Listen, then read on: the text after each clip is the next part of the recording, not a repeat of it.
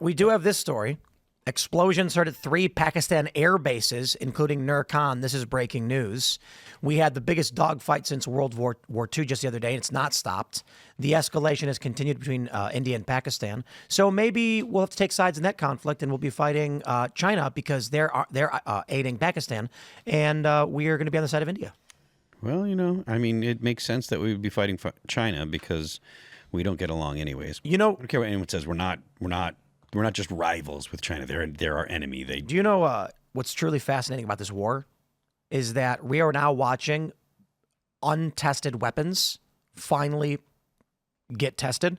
Chinese-made fighter jets fighting Western-made fighter jets in India, Pakistan. We don't know how they perform against each other. They've not been battle-tested.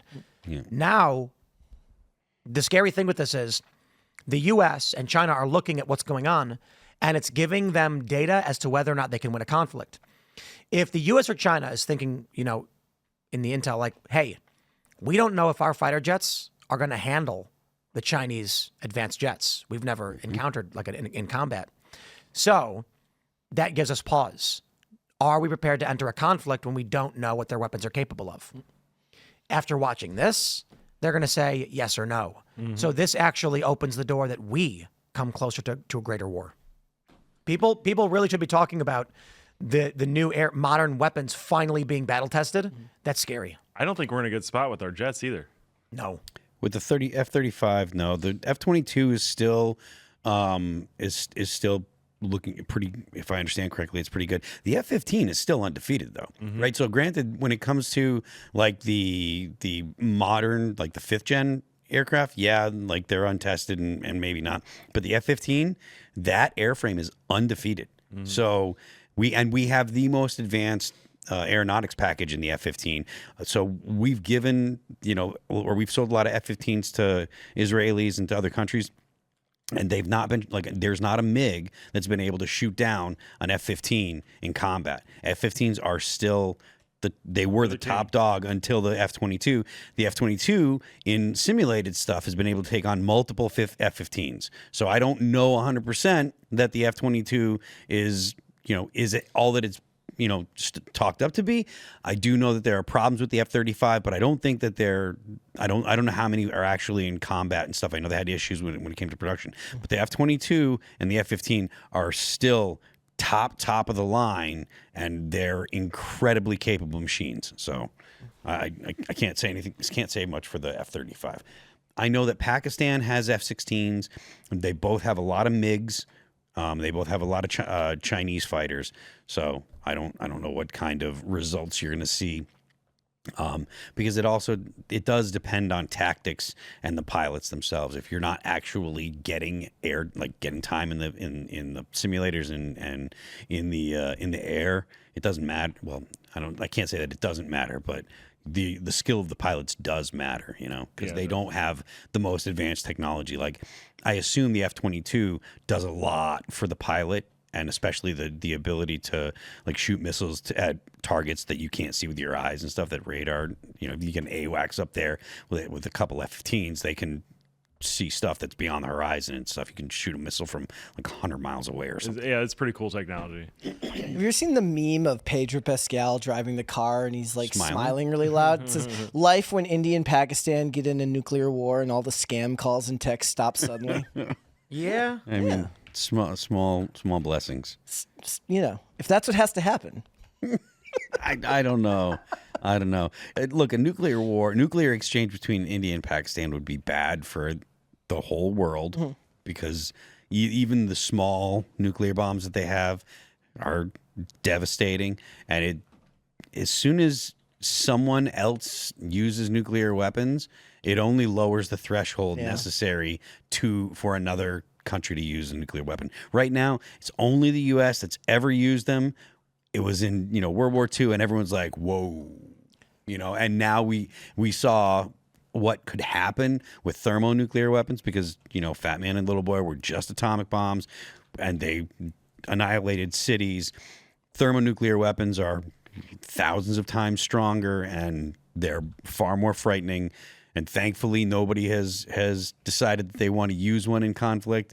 But that's not to say that if there are nations that start using them, that other nations won't respond. So if Pakistan were to nuke New Delhi directly, I mean, this is the strength of their strongest bomb. It's bad, but the blast, they'd have to fire like 15 to actually, or more, to cause serious damage to the, and don't get me wrong, it's going to kill a ridiculous amount of people, but 45 kilotons. Is that their most powerful bomb? Yeah. Yeah. Let's just try a warhead yield of like, I don't know, a single megaton bomb. Do we want to do the Minuteman, or should we look at, we got IV Mike, 10 megaton bomb. It's the Titan first. Titan 2 US ICBM. Yeah. The first hydrogen bomb, right? This is the Titan 2 warhead. The US, it's the highest kiloton ICBM the US has ever deployed. And it wipes out all of New Delhi and everything around it. That's only kilotons, not megatons. Oh, is that it? No, it's 9,000. That's a 9 megaton bomb. Okay, all right. So let's do 45, which is what Pakistan's got. Yeah. So it's bad. It'll take out, a handful of neighborhoods of New Delhi. I still do think that the concept once other countries start using them, Right. it'll change the way that people think about. It's true, but I think people need to understand that in nuclear war, in any kind of war, it's not just nukes. No. It's not just. What I mean to say is, if someone uses a 45 kiloton nuclear warhead, it does not mean we retaliate with all of our most powerful nuclear warheads. There's a scale of what a nuke is. It's not just nuke, catch all. Mm-hmm. So if New Delhi launched a 45, let's do this. If Russia launched a 50 kiloton bomb into Ukraine, that doesn't mean we're going to launch a 9 megaton bomb at Russia. That makes no sense. Right. Mm-hmm. But people think it does. People think, no, they won't use nukes because then we'll nuke them. I'm like, no, we won't. If they launched a battlefield artillery, 40 kilotons or whatever, and just wiped out a bunch of Ukrainian troops, not a single nation would retaliate with nukes. That's on the same lines where people think if the U.S. were to strike Iran, that the entire Middle East would erupt into a war where everybody's trying to kill each other. And people are more measured than that. Countries are more measured than that. Or countries are more measured than that. And if one state were to use nuclear weapons, that doesn't mean a full nuclear exchange of, the United States and Russia using all of their, globally mutually assured destruction policy, But it's still not good. What's that? This is the, I put in the amount of kilotons that the Moab. Oh. Remember the Moab? The mother of all bombs? That's how big it is. It's impressive, but it's not a nuke. Yeah, it's definitely not a nuclear bomb. Although, the preset that I'm using has a radiation blast to it. I always love pulling up the maximum yield SAR bomba. Whoosh. Yeah. Oh. Everything dies. The biggest bomb ever designed, but never deployed. So what does the darker yellow mean? In the middle? Fireball. No, sorry. On the outer This? ring. Yeah. You will be burning alive. And then your skin will be peeling off from flames. And then the gray area, that's like shockwave blasts. A lot of people will die from the shockwave. Right. Some people will get knocked down. Some people will die getting knocked down. A lot of injuries. Broken glass, buildings shaking. And then there's going to be radiation even outside of that. No, this SAR bomb is a non-radio. It's not radioactive. So radiation isn't. Well, let's clarify. There's thermal radiation, which is the heat, but the ionizing radiation. Not all warheads actually have that. That's an intentional design function to cause you problems. Oh, it's insane the levels that they've designed this stuff. Mm-hmm. Oh my gosh. So I added radioactive fallout to the SAR bomb, and you can see there is nothing. But let me try IV Mike. Yeah, see, IV Mike is actually radioactive. So what happens is after the wind takes it. Yep. What would that look like over Mecca? I'm kidding, joking. Well, I mean, it is interesting because that's a very serious target, and there would be concerns.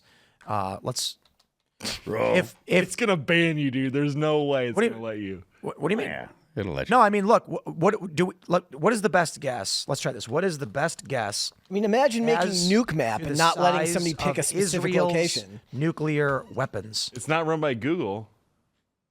Who runs Nuke Map? So the best estimate for Israel is that they have a 100 to 400 kiloton bomb. Some speculate Israel may have a megaton bomb. Yeah. So let's do this. Let's just say 500 kilotons because we're gonna split the baby on that one. Oh, come on! I typed in. I'm sorry. I got to do that. There we go. Wait. Oh, okay. There we go. That's what it would look like. Oh, that's atrocious. 500. So if Israel were to decide to nuke Mecca, that's what it would look like. That's my contribution for Great. tonight. I don't know that. I don't know how. I mean, There are people that are offended. well, I mean, this is not. There's nothing offensive about this. Israel is a Jewish state at odds with. No, that's where with you would Islamic strike. states. Yeah, no, that's right. That's right. I think that they would. I mean, I think that they would probably go for. They probably would not Tehran? go for religious sites. They would go for Tehran, but they would go for military. Let's say they got a megaton bomb. So, like, did the Joint Chiefs like have Trump pull up Nuke Map when they're discussing battle plans? Is this what they do? They probably gave us Nuke Map. Like, this is probably like the civilian Yeah. version of what they have. Probably. It's the one they put out in the 90s. Yeah. That's what we have now. You get it after the fact. Yes, we'll always. But I mean, either way, such a morbid. The guy coding Nuke Map. Nope, that is spelled wrong. Hiroshima. But that was a 15 kiloton bomb. That's wow. Ivy Mike is huge. Jesus. Yeah. I mean, that's Ivy Mike, but we actually have Fat Man and Little Boy. So, Little Boy, there you go. Blew up. Man, that's crazy. So Hiroshima didn't have significant fallout then, huh? No, I don't believe so. Old bombs. That's terrible. Yeah, the Russians built Tsar Bomba, King Bomb. Which is And the only test they ever did was 50 megatons. Yeah, which is half yield. Yow. Whoa. Yup. Yes, there's My goodness. Yeah. coast to coast. Japan's actually enormous. I didn't realize how big. It always looks small on the map, but it's an enormous country. like the size of California. Yeah. Is that how big it is? Similar. They're not exactly, Yeah. but Thanks for checking out this clip from Timcast IRL. Make sure to watch the show live Monday through Friday at 8 p.m. Subscribe to this channel, and we will see you all there.